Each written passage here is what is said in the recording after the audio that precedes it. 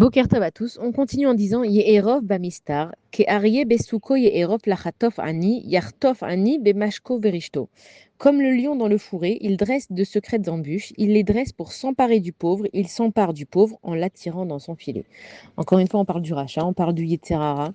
Ça veut dire que une fois qu'il a compris, il faut savoir que le Yetzerara, ben, en fait, il est très intelligent. C'est-à-dire qu'à chaque fois que nous, on apprend quelque chose, lui aussi, il apprend quelque chose. C'est-à-dire que si moi, maintenant, je me suis mis dans ma tête une nouvelle pensée de Léatril Mechadash, par exemple, de recommencer à zéro, j'ai une opportunité dans ma vie, que même quand quelque chose se passe mal, de recommencer à zéro. Le Yetzerara, il apprend en même temps que moi. Il a dit, ah, attends, elle, maintenant, elle va recommencer à zéro. Donc, dans son recommencer à zéro, je vais lui tendre un filet, je vais la prendre avec moi. C'est que quoi? C'est qu'il va vouloir me faire tout le temps recommencer à zéro.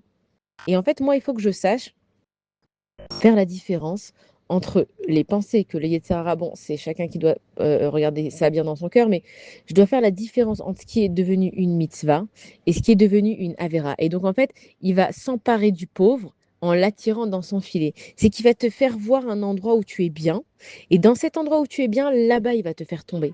Pourquoi est-ce qu'on a toujours les mêmes histoires qui nous arrivent? Parce que c'est que là-bas, tu as une grande force, et lui, il n'a pas envie, évidemment, que tu utilises cette force.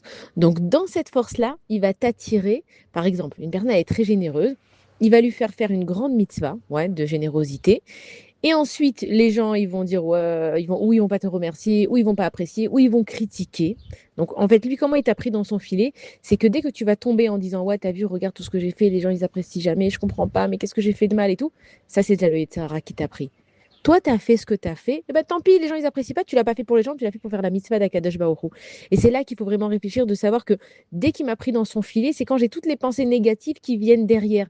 Et on m'a pas dit merci, et on n'est pas venu me féliciter, et en plus, on m'a critiqué. Comment tu sais si tu fais quelque chose vraiment, les Shem Shamaim pour Akadosh Baruch Hu, c'est que même si on te critique, même si on te dit pas merci, même si on vient pas te féliciter, toi, dans ton cœur, tu arrives à garder cette joie. Et tu n'es jamais frustré par les autres. Et c'est là que le Yetzirah, il t'attrape dans ta mitzvah, comme il y a marqué, il est comme le lion dans le fourré, il dresse des secrètes embûches.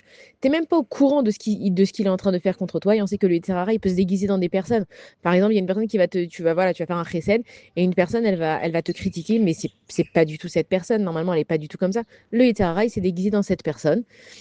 En l'attirant dans son filet, c'est que il te fait croire que tu fais cette mitzvah pour Hachem et il t'envoie des mauvaises pensées. Et si toi, tu plonges dans ces mauvaises pensées, c'est que tu es dans le filet du Yitzhara. Donc, bien faire attention.